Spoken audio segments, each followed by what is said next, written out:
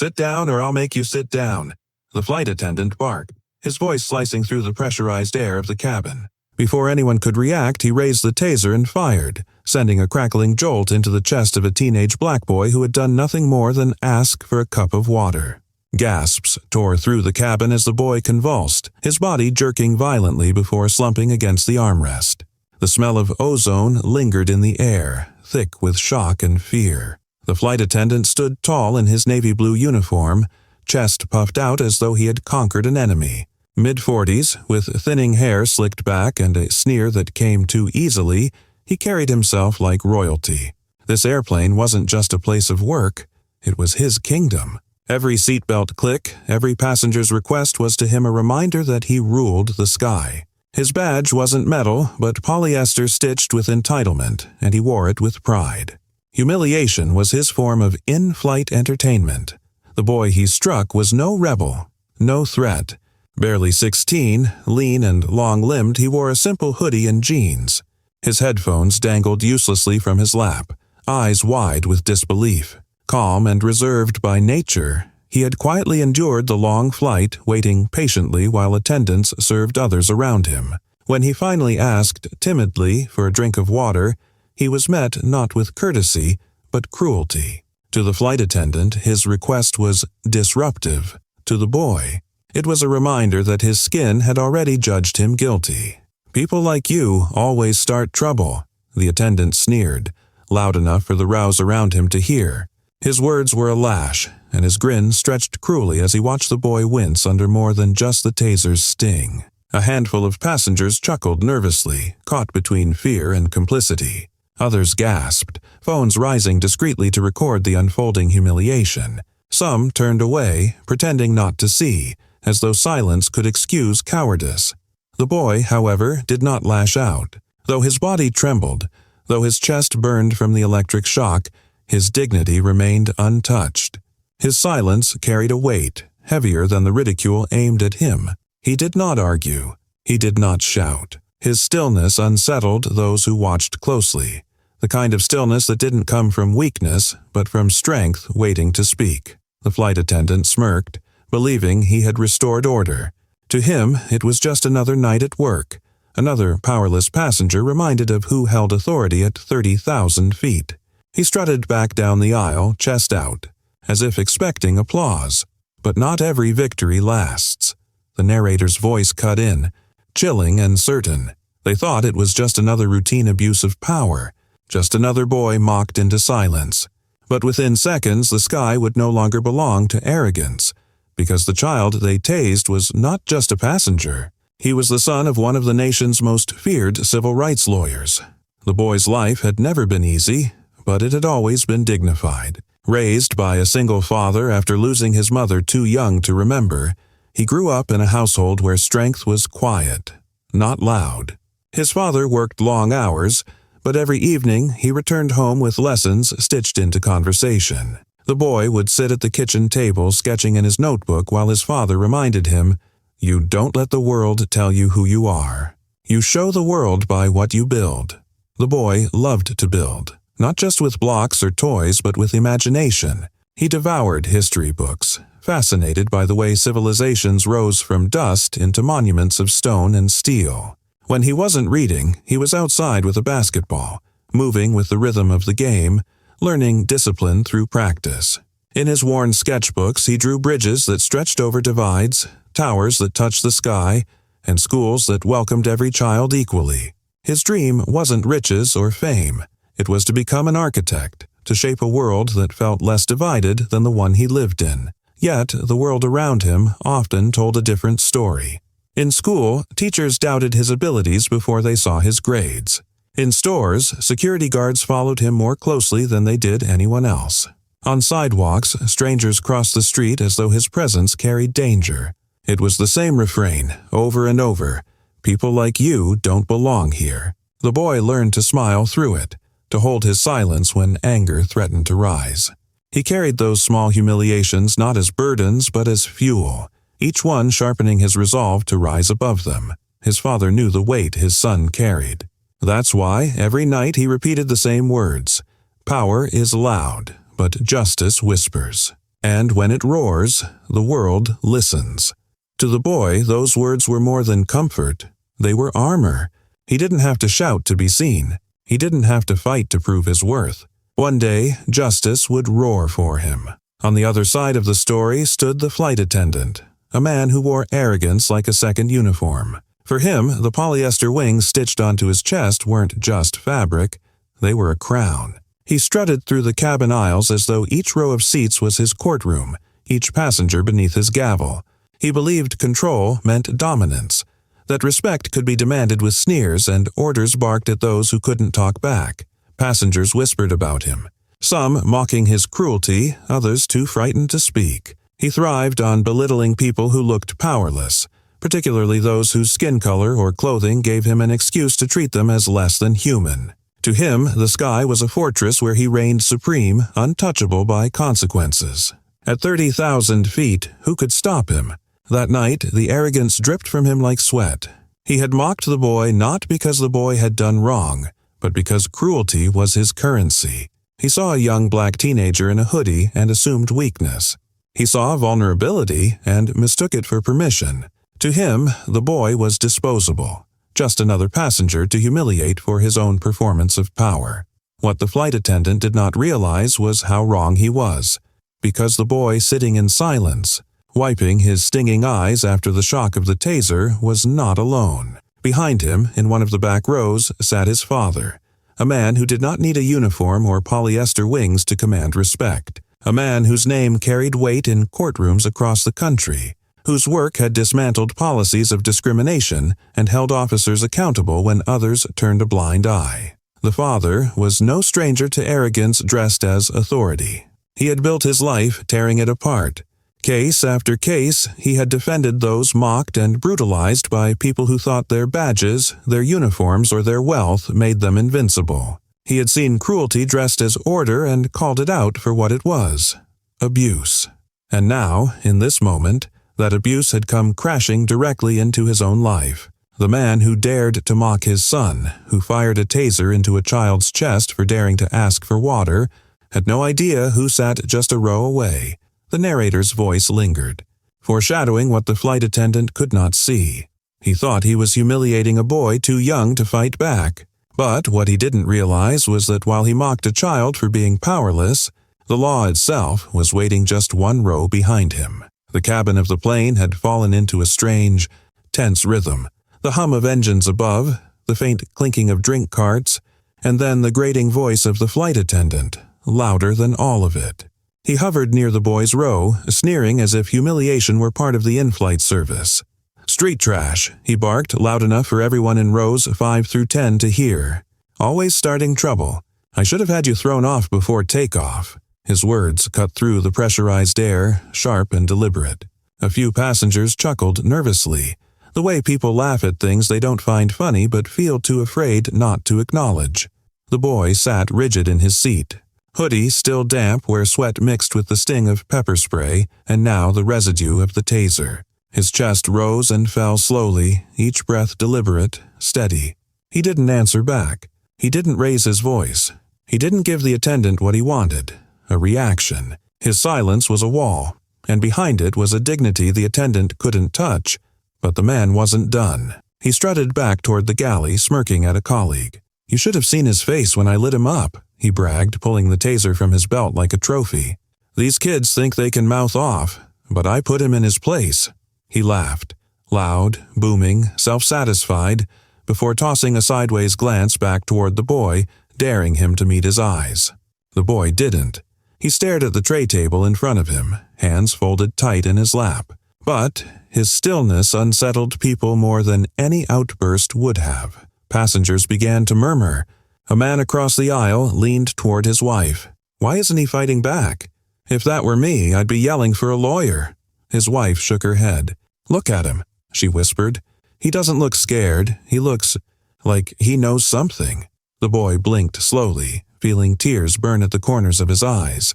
He let them fall, but he did not let himself crumble. His father's voice echoed in his mind. "Power is loud, but justice whispers. And when it roars, the world listens." Those words steadied him, even as his chest ached and his dignity was stripped bare in front of strangers. The flight attendant returned, looming over the row. "You gonna cry now?" he jeered. "That's all you people ever do, cry and complain. Be grateful I let you stay on this flight."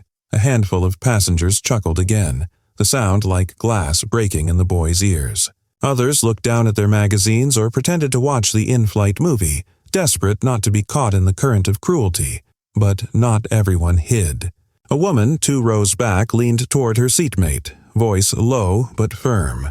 "Careful. Sometimes the quiet ones surprise you." The words hung in the air, fragile but powerful. It was as though she had spoken a prophecy. The boy heard it too, and it gave him strength. He didn't lift his head. He didn't break his silence. He simply let the moment pass, letting the arrogance of the flight attendant build itself into a towering wave that would soon crash. For now, he was content to endure. Each insult, each jeer, each laugh from passengers who should have known better, it was all fuel. He sat with the knowledge that arrogance always unravels itself. He didn't need to scream for justice. Justice was already boarding, and it sat just 1 row behind. The attendant strutted down the aisle again, puffing his chest like a rooster in a barnyard. He bragged louder this time, telling an elderly passenger near the galley, "Kids like that? They're the reason this job is a nightmare. If I don't keep them in check, nobody will." He slapped the taser against his palm, relishing the way people flinched. Power, to him, was measured in fear. But fear wasn't what he saw when he looked back at the boy. What unsettled him, though he'd never admit it, was that the boy's silence didn't look like defeat. It looked like patience. It looked like a calculation. The same calculation one might see in a chess match, or in the eyes of someone who knew time was on their side. The audience of passengers split further as the flight dragged on. Some chuckled at the attendant's swagger, trying to ingratiate themselves with power they thought untouchable. Others shifted uncomfortably in their seats, their faces betraying unease. They whispered among themselves, glancing at the boy, "Why isn't he saying anything? Why does he look so calm? It's almost like he's waiting for something." The murmurs grew, spreading like turbulence through the cabin. Some tried to drown it out with headphones or blankets pulled high over their heads, but most couldn't help watching. The boy had become the silent center of the flight, his stillness louder than the attendant's arrogance. The attendant noticed it too. It made him angry. He leaned over the boy again, sneering. "What's wrong? Cat got your tongue? Or maybe you're smart enough to finally shut up." The boy didn't flinch, didn't move, didn't answer. His eyes stayed fixed on the tray table, unblinking, unmoving, but unbroken. And in that silence, the balance of power began to shift. The passengers who had laughed earlier now looked unsettled. The flight attendant's cruelty felt less like strength and more like desperation. The boy's stillness, his refusal to play the role assigned to him, was exposing the cracks. The plane hurtled forward through the night sky, but inside, tension sat heavy. The boy, silent and steady, became calm before a storm no one else saw coming. The storm was only moments away. The flight attendant strutted down the aisle as though he owned it, the smugness in every step almost as loud as the engines roaring outside. His polyester uniform stretched tight across his chest as he squared his shoulders. Sneering at the boy slumped silently in his seat. "That's how you deal with kids like that," he boasted to a nearby passenger, his voice pitched so the whole cabin could hear. "A little electricity, and they learn real fast who's in charge." Some passengers chuckled nervously, others stared down at their trays. The boy didn't move, his chest rising and falling slowly, but his silence carried more weight than the attendant's arrogance. Then it happened. A calm, deliberate scrape of a seatbelt buckle echoed in the hush. From 2 rows back, a man rose slowly to his feet. Tall, broad-shouldered, dressed in a sharp gray suit that stood out among the casual travelers, he adjusted his tie before stepping into the aisle. His presence was commanding, quiet but undeniable. The boy's father. Passengers turned. Conversations died mid-sentence. The hum of the plane became the only sound as the man reached into his pocket and drew out a leather wallet. With a flick, he opened it, revealing his identification. Not just any ID. An official card recognized across courtrooms, media stations, and government buildings. One of the most prominent civil rights lawyers in the country. Gasps tore through the cabin like turbulence. Phones shot into the air, recording, zooming, trembling in the hands of passengers who knew history was unfolding at 30,000 feet. The flight attendant's smirk faltered. His eyes darted from the badge to the boy, then back to the father, confusion curdling into dread. The man's voice was calm, measured, but razor-sharp. "You just tased my son." A ripple of whispers exploded through the cabin. "His son? That's his father? Oh my God, do you know who that is?" The flight attendant stammered, trying to summon the same bravado that had carried him moments before. "See, sir, he was disruptive." The lawyer cut him off with a raised hand. "Save it. I'll dismantle every word you say, just like I've dismantled every police department and corporation that thought they could hide behind lies." His eyes locked on the man, unflinching. "And make no mistake, this will be no different." Passengers leaned in, hanging on every word. The power dynamic had shifted in an instant. The father turned to the captain, who had stepped into the aisle after hearing the commotion. "I am formally requesting all surveillance footage from this flight now. This is evidence, and I am advising every passenger here to save their recordings, because they will be needed." The flight attendant sputtered, "That's not necessary, sir. We can resolve this." "Resolve?" The lawyer's voice cut like a blade. "You wrote an incident report, didn't you?" The man fumbled with a clipboard, holding up his scribbled notes. The lawyer snatched it and began to read, his voice ringing clear across the cabin. Passenger was combative, verbally abusive, and posed a safety threat. He lowered the paper, eyes searing into the attendant. Which part of asking for a cup of water was abusive? Which part of sitting silently in his seat was combative? Murmurs of agreement spread. A passenger shouted, "He didn't do anything." Another chimed in, "I saw the whole thing. He just asked for water." Phones swung toward the witnesses, capturing every word. The lawyer pressed on. "You claim he posed a safety threat. Yet the only threat here is you, armed with a taser you deployed against a minor, unprovoked, in front of dozens of witnesses." He waved the clipboard. "And this report is a perjury in progress." The flight attendant's confidence drained visibly. Sweat glistened on his forehead. His hands twitched as he tried to form words, but none came. Applause broke out, scattered at first, then swelling until the cabin echoed with it. Passengers clapped, some stood, others shouted, "That's right!" and "Hold him accountable." The lawyer stepped closer to the attendant, his voice dropping low, dangerous in its precision. "Uniforms don't make you powerful. Justice does. And right now, justice is staring you in the face." The flight attendant stumbled back a step, color draining from his cheeks. He looked small, cornered, stripped of the authority he had wrapped around himself like armor. The lawyer turned to the passengers. "Every one of you just witnessed a crime. You have the truth in your hands.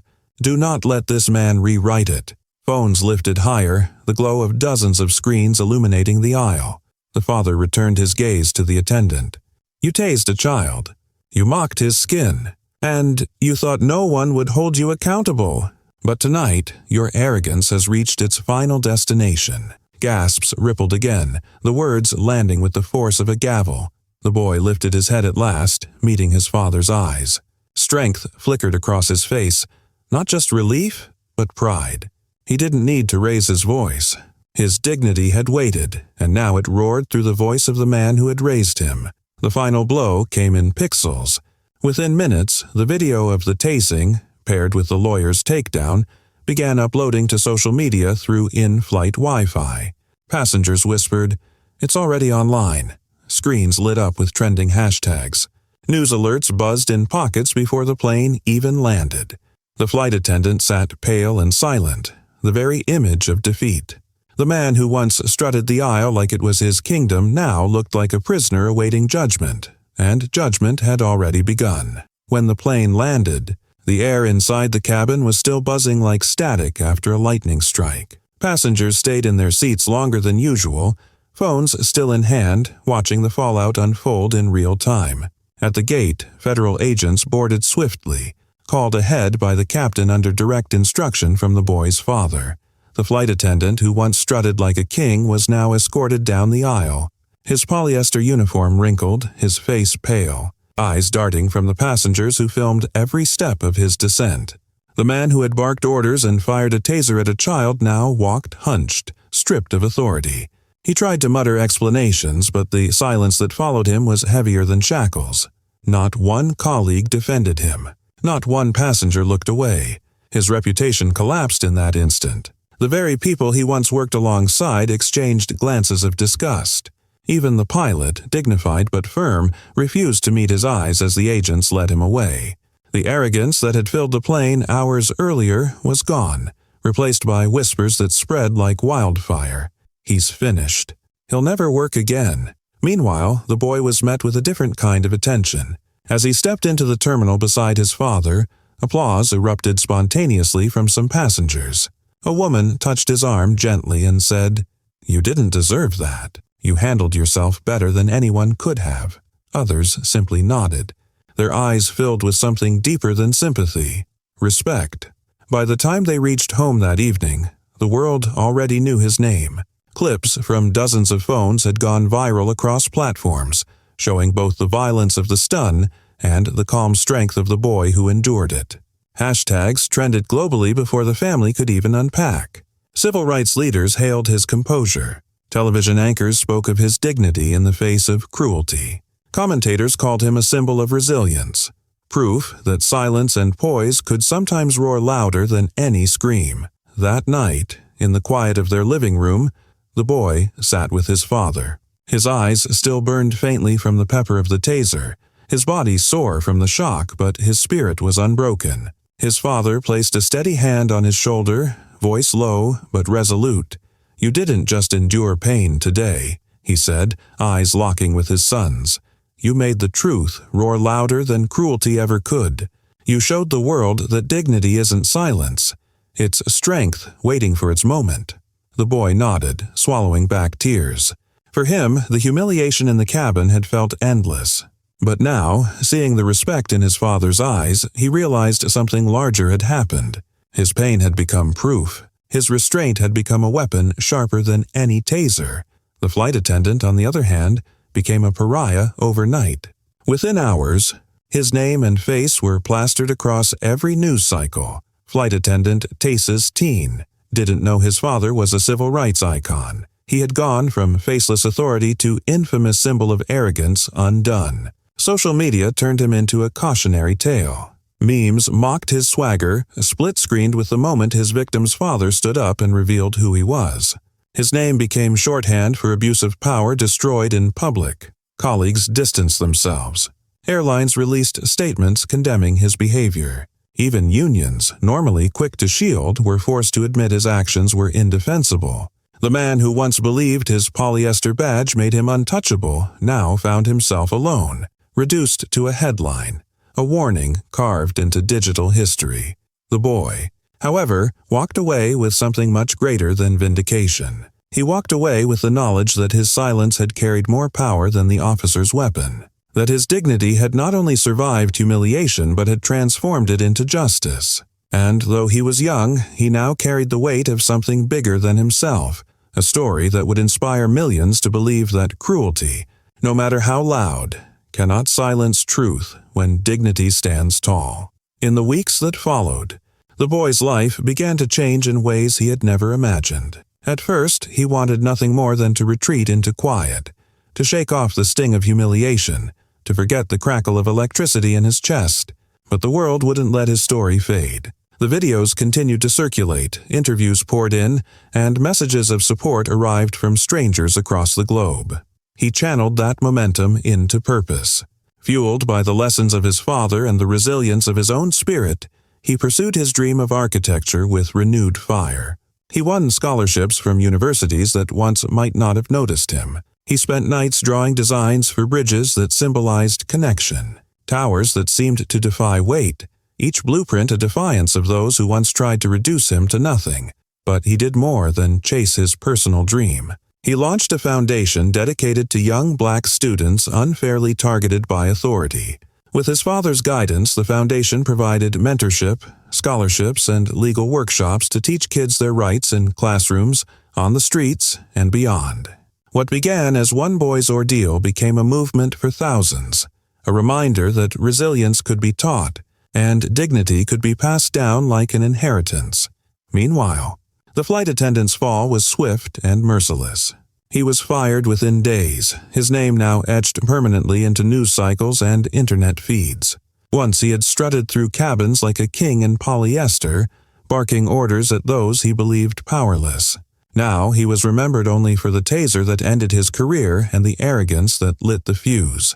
Neighbors whispered. Old friends avoided him.